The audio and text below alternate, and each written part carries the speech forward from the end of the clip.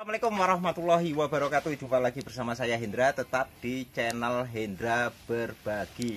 Dan untuk kali ini saya tetap akan membagikan sedikit ilmu dan pengetahuan saya kepada sahabat semua, yaitu tentang alur sistem penerimaan barang. Jadi semoga ini bisa bermanfaat bagi perkembangan usaha sahabat semua ya.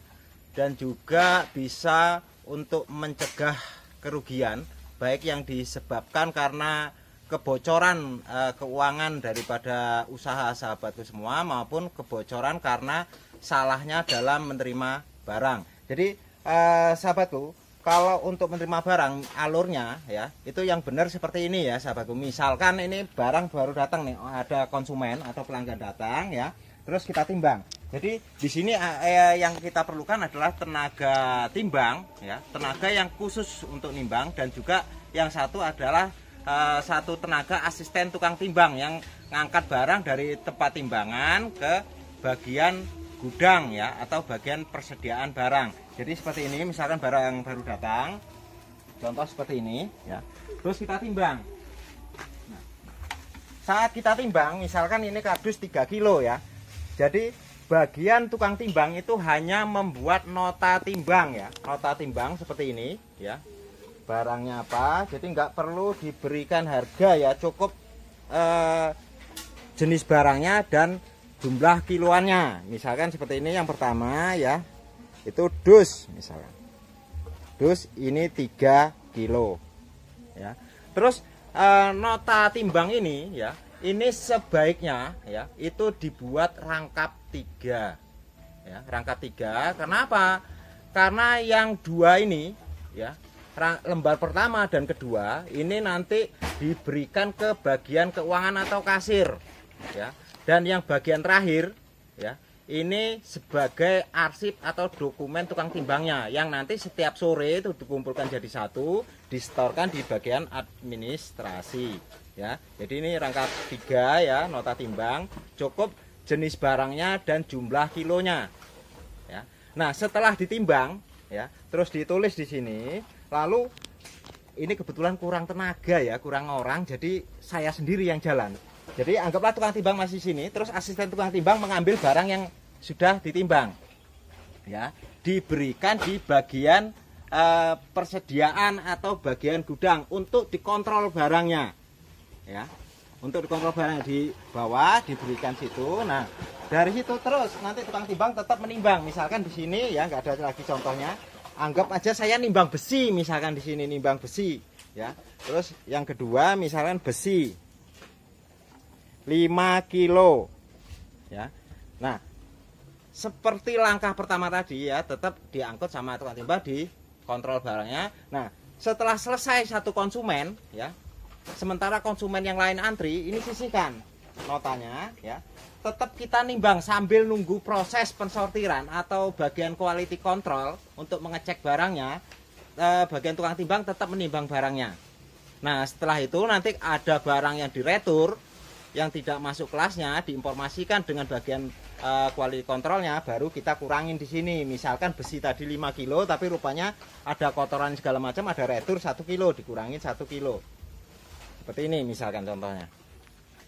Nah, setelah selesai satu konsumen itu, prosesnya sudah selesai, baik penimbangan maupun pengontrolan barangnya sudah selesai, yang 2 lembar ini seperti saya katakan tadi ya, diambil ya, yang satu ini ditinggal, tapi harus lebih rapi ya. Ada kan seperti kawat atau mungkin cepitan ya, seperti kawat itu tak masukin supaya nggak kena angin, karena nanti setiap sore dikumpulkan dan diserahkan ke administrasi. Nah, membawa 2 lembar ini ya, konsumen baru ke kasir untuk pencairan atau untuk pembayaran barang yang dijualnya ya. Dari situ ya, kemungkinannya sangat sulit kalau kasir mau bermain. Misalkan nimbang besinya tadi cuma 5 kilo, terus sama kasir mau dibuat 10 kilo. Oke, dia bisa membuat 10 kilo. Orang juga nggak tahu, tapi bagian timbang tahu. Karena ingat, ada 1 lembar tadi, itu yang ditinggal di bagian timbang ya. Sementara nanti fungsinya ini setiap sore untuk mencocokkan mensinkronkan kan seperti itu ya. Jadi kalau misalkan kasir mau bermain nimbang 5 kilo mau ditulis 10 kilo ya, dia bisa, tapi nanti akan bertabrakan dengan bagian tukang timbangnya. Nah, ini misalkan sudah lari ke kasir nih, konsumen ya, datang ke kasir. Nah, berdasarkan nota timbang ini ya, kasir barulah menulis seperti ini. Mana penanya tadi? Bentar ya sahabatku, penanya malah ciglok. Oh, ini dia. Nih penanya. Nah, berdasarkan nota timbang tadi, ini nota kasir misalkan. Nah, baru kasir menulisnya ya. Misalkan tadi kardus yang pertama. Dus 3 kilo. Misalkan harganya 2000 kali misalkan 2000. 6000 misalkan. Terus besi misalkan. Besi tadi misalkan 5 kilo kali misalkan 3500, berarti 17.500. Nah, baru di total. Nah, ingat nota kasir pun ya, ini anggap sudah ini ya, nota kasir ini juga harus rangkap 3 ya. Nota kasir rangkap 3. Kenapa? Karena yang satu nanti untuk konsumen ya, yang satu lagi ditinggal sebagai laporan untuk kasir, dan yang satu lagi ya itu untuk di bagian gudangnya untuk mencocokkan stok barangnya. Nah, seperti ini misalkan sudah ditotal lah eregedek sekian ya. Nah, ini kan dibayarkan sama kasir ke penjualnya. Ini nota yang sudah ada rupiahnya dilampirkan dengan nota timbangnya. 2 lembar ini diberikan berikut uangnya ke penjual atau pelanggan kita. Ini dah anggaplah pelanggannya sudah pergi ya, minggat lah kemana karena seneng habis nimbang ya. Nah, terus yang lembar ini, yang kedua yang dari tukang timbang tadi, nota tadi itu dilampirkan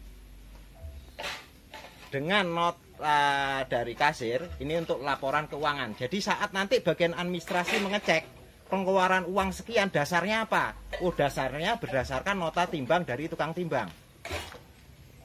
Nah, nanti nota ini ya, nota tukang timbang dengan nota kasir ini jumlah kiloannya atau volumenya itu kan harus sama.